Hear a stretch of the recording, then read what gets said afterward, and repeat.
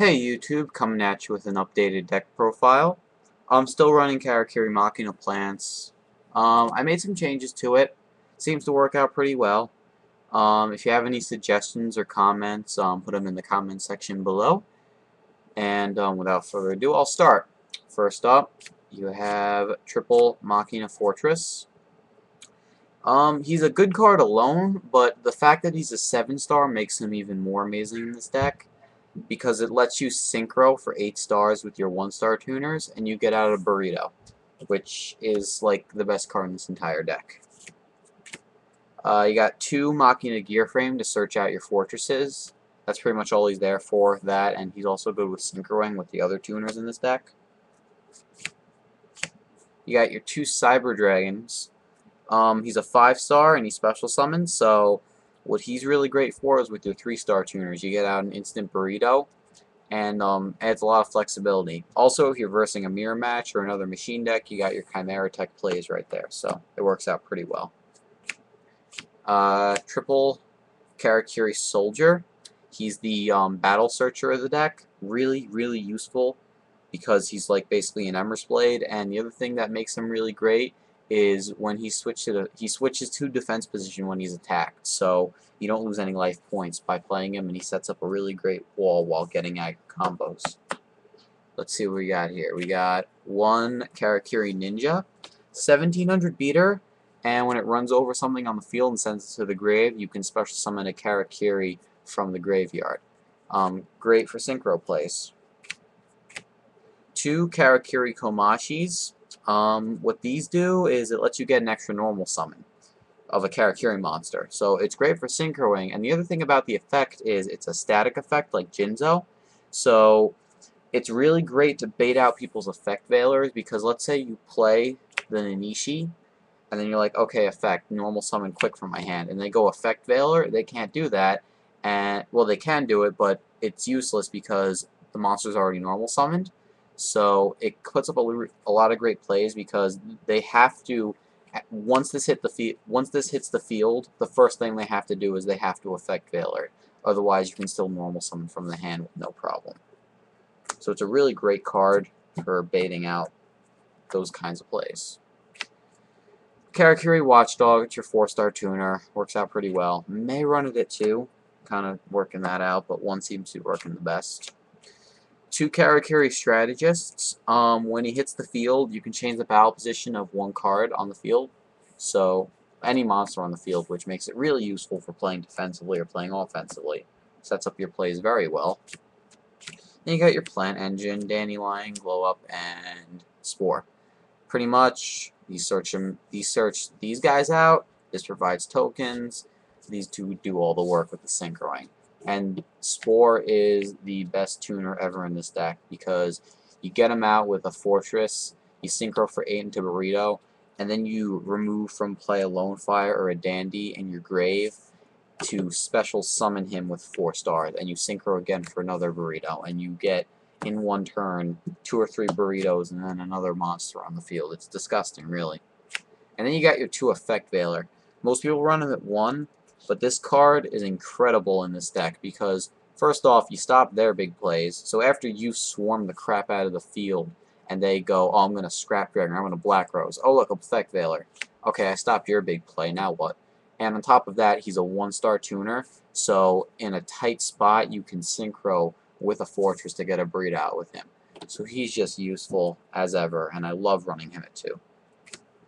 Next up, you got double MST, Trunade, Darkhold, and Monster Reborn. Limiter Removal, Foolish Burial, Instant Fusion. Only running it at 1 because I feel like it can be a really bad top deck sometimes, but it is beneficial to synchroing, so it can come in handy. 1 for 1, and double Pot of Avarice.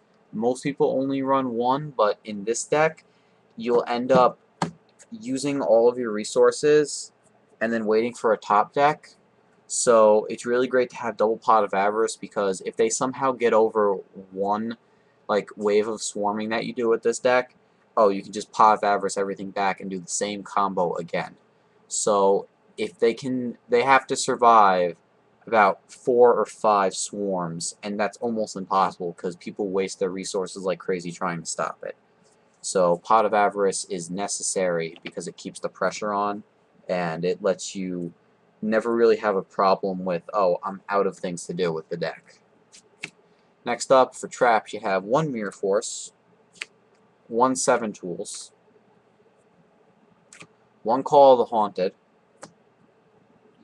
1 Solemn Judgment, and 2 Solemn Warnings. Again, stop their big plays while being able to make yours. So, yeah. The extra deck, pretty standard. You got your 1 Trishula. He will come out quite often with this deck. It's actually fairly useful just to run him at 1. So, yeah. Pretty good. Triple Karakuri Steel Shogun Burrito. This card is absolutely amazing.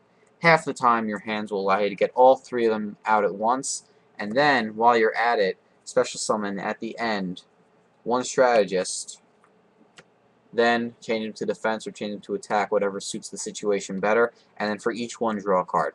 So you synchro and you don't go minus at all. It is very, very good. This card is absolutely amazing. And let's say they attack that strategist later just to get it off the field, afraid of another synchro. Oh look, you draw 3 more cards. It's a powerhouse in this deck. Next up, you have 2 Karakuri Shogun Bure.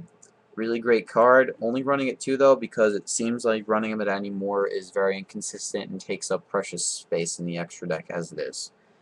He can change the battle position of 1 monster on the field per turn. Very annoying. Can stop a lot of your opponent's big plays, and at the same time, runs over Stardust because he's a 2600 beater. So he's just very useful. 1 Stardust Dragon. Sorry, it's Ghost Rare if you can't see. Colossal Fighter, because it's Colossal Fighter. 1 Scrap Dragon. 1 Black Rose Dragon. 1 Bryanak. 1 Cataster. He's a good card on his own, but he's actually really useful in this deck because he's a machine. So you go with like a strategist or an Namishi, you can get out a burrito, or you go with next card, Formula Synchron, you can synchro into Bure. Just the fact that he's a machine makes him just as flexible in this deck as ever. He may be replaced with a Hyper Librarian though. When I get a hand of one, I'm not sure yet. 1 Formula Synchron because it's Formula Synchron. You don't get him out often with this deck, even with the Plan Engine, but he's still really good, and he gives you a plus a lot of the time. 1 Armory Arm. This card is good. If you've heard, the Colossal Fighter OTK doesn't work anymore without 2 Colossal Fighters, but even then, this card is still good because, 1, it's a machine, so you get him out in a 4 or 3-star tuner, you get a Burrito or a Bure, and his effect can be quite nasty too. It's very useful when you equip it to a Burrito and you can start running over stuff that would have annoyed you otherwise. And then, last but not least, 1 Cybersaurus for instant fusion. So yeah, that's the deck. Rate, comment, subscribe. If you have any opinions, questions, comments, suggestions, hit me up in the comment section below. Thanks for watching, and yeah, thanks for watching.